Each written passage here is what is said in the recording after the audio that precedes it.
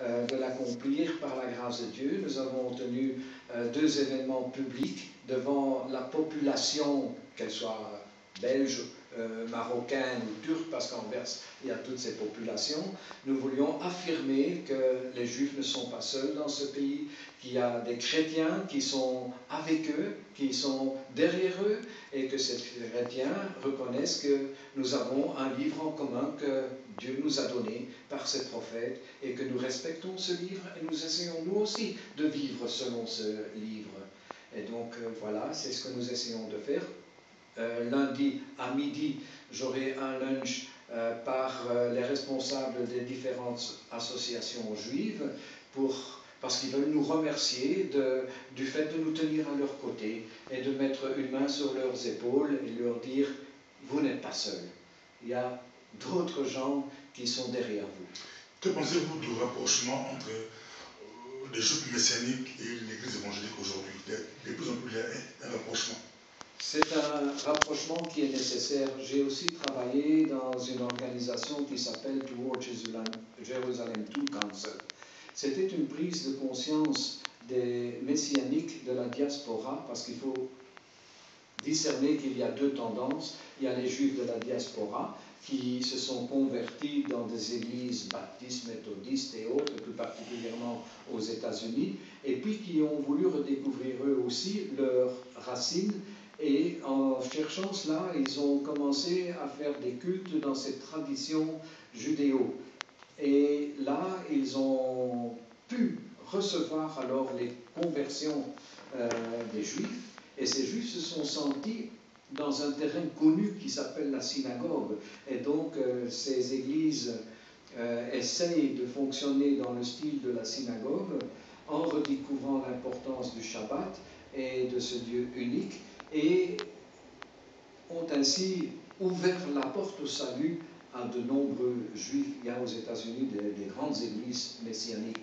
Mais c'est différent de l'église messianique en Israël, qui se départage, qui se sépare des églises conventionnelles, comme il y a des églises baptistes, des églises pentecôtistes, qu'elles soient américaines, juives, etc.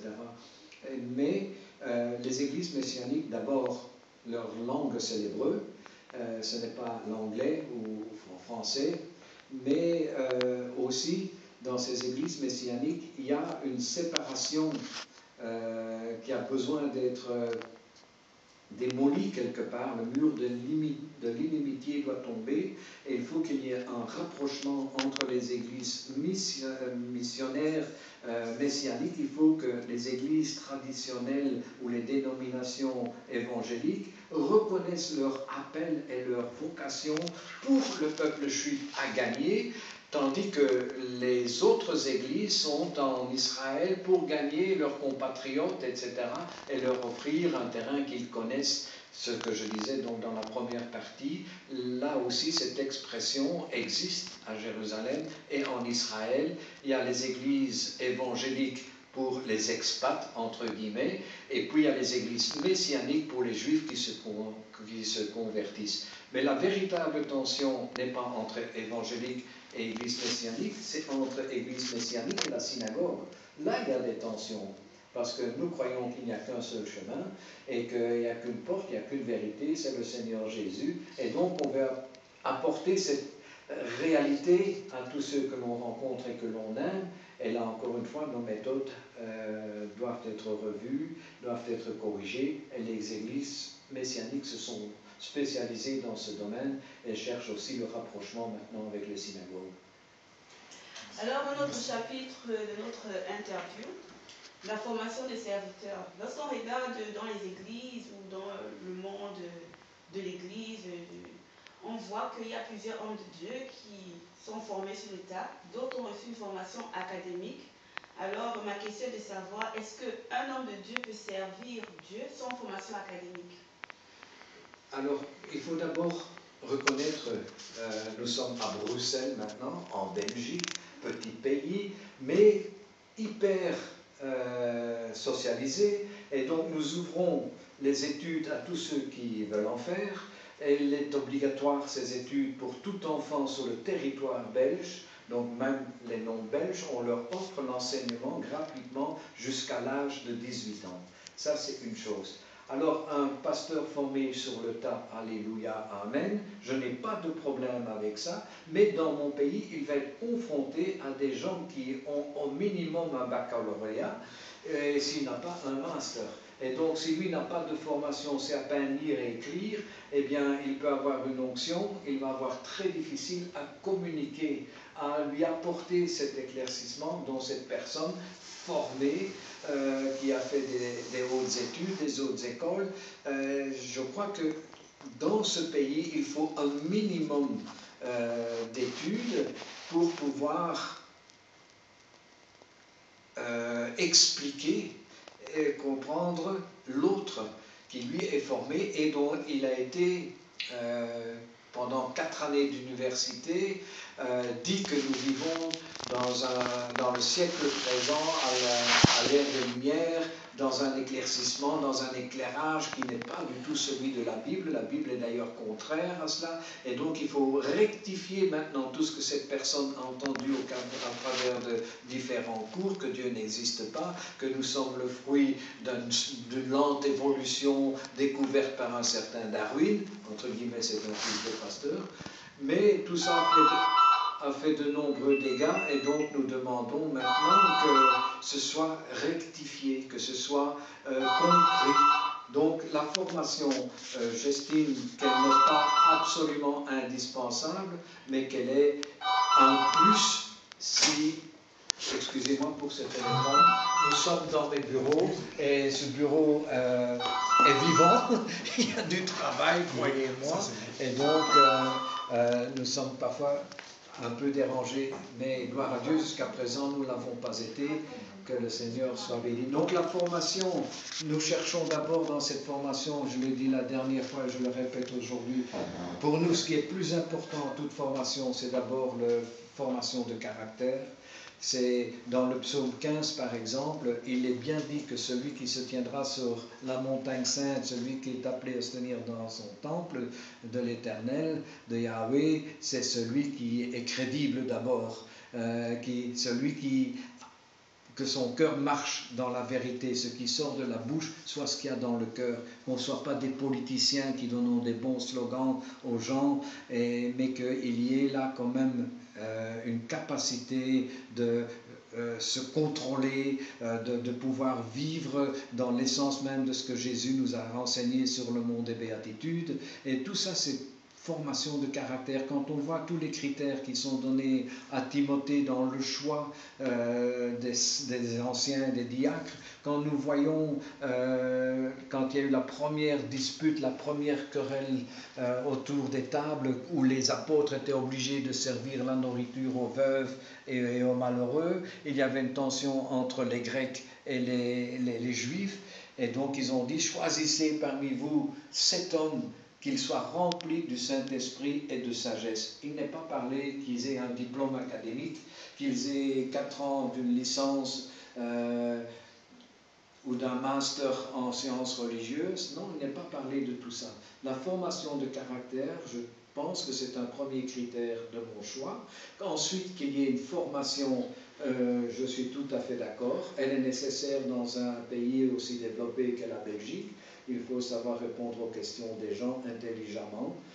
Et le troisièmement, je dirais qu'il y a une formation permanente qui est nécessaire parce que nous sommes toujours confrontés à des nouvelles situations, surtout sur le plan éthique et sur le plan biologique, etc. Il y a des nouvelles tentatives de tout genre qu'il faut pouvoir dire, mais est-ce que ma Bible est d'accord avec ce qui est dit? Donc on a besoin plus que jamais de théologiens, on a besoin plus que jamais de bons enseignants. Et ces enseignants doivent savoir à qui ils parlent. Si on a dans le public des médecins, mais il faut savoir apporter l'évangile de telle manière que ces médecins puissent adhérer. Donc oui, il faut une formation pastorale pratique, permanente, afin de faire face à tous les enjeux auxquels nous faisons aujourd'hui, nous sommes en défi constamment devant ces enjeux. Merci beaucoup, pasteur. Je crois que vous l'avez déjà expliqué, mais vous pouvez encore bien expliquer par rapport à tous ceux qui nous écoutent, qui nous regardent à travers le monde, quelles peuvent être les conséquences de servir Dieu sans formation. par rapport à l'Église, par rapport à notre lieu de vie. Servir Dieu sans formation. Les conséquences peuvent être multiples et je les constate tous les jours. Si le caractère n'est pas aligné avec la formation, il y a des dérapages tellement faciles, que ce soit dans les 3 piliers que Satan détient, le sexe, l'argent et le pouvoir. Dans ces 3 domaines, on voit des serviteurs de Dieu chuter, je dirais, régulièrement. Manque de formation. Non, manque de caractère. Parce que ceux qui chutent peuvent avoir 4 ans de théologie derrière eux. Tous ces prêtres pédophiles, ils ont 7 années d'études derrière eux. Et néanmoins...